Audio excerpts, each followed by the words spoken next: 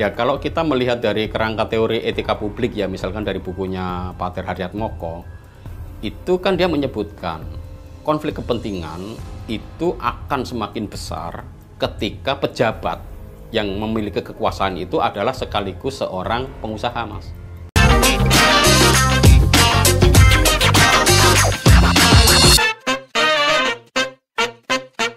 Insight.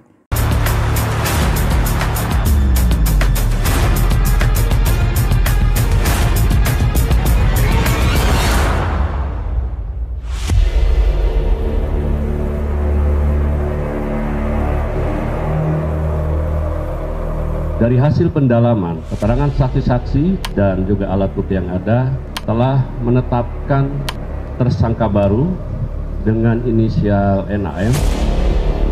Pengamat pendidikan Doni Kusuma menilai konflik kepentingan Nadiem terlihat cukup kentara sejak awal menjabat Mendikbud. Orang-orang di lingkungan Gojek dan startup diboyong menjadi pasukan khusus. Pasukan khusus inilah yang pernah disebut oleh Nadiem sebagai tim bayangan.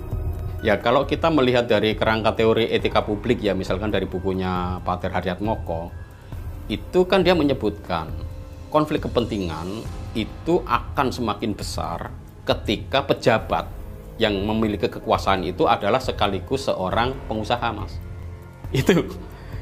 Itu jelas di bukunya Romo Harjatmoko itu. Dan ketika Mas Nadiem datang ke kementerian itu, ternyata staf-staf susnya adalah orang-orang yang di perusahaannya dia. Jadi sejak awal itu konflik kepentingan sudah ada, Mas. Kan saya sudah berkali-kali waktu itu bilang konflik kepentingan di Kemdikbudristek. Jadi shadow team yang membantu menteri, bahkan itu kan sempat viral ya. Yang ketua tim shadow-nya itu bahkan dia selevelnya dirjen dikatakan, meskipun setelah itu diralat begitu ya, dan kemudian ditanyakan oleh Komisi 10. This organization, this 400-person team, is not a vendor to the ministry. Every product manager and leader is attached as a semi-equal to the Director General, some of which are behind me over here.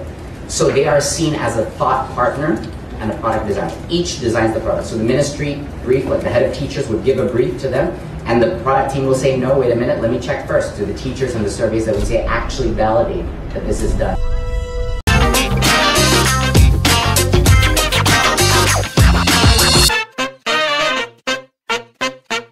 Insight.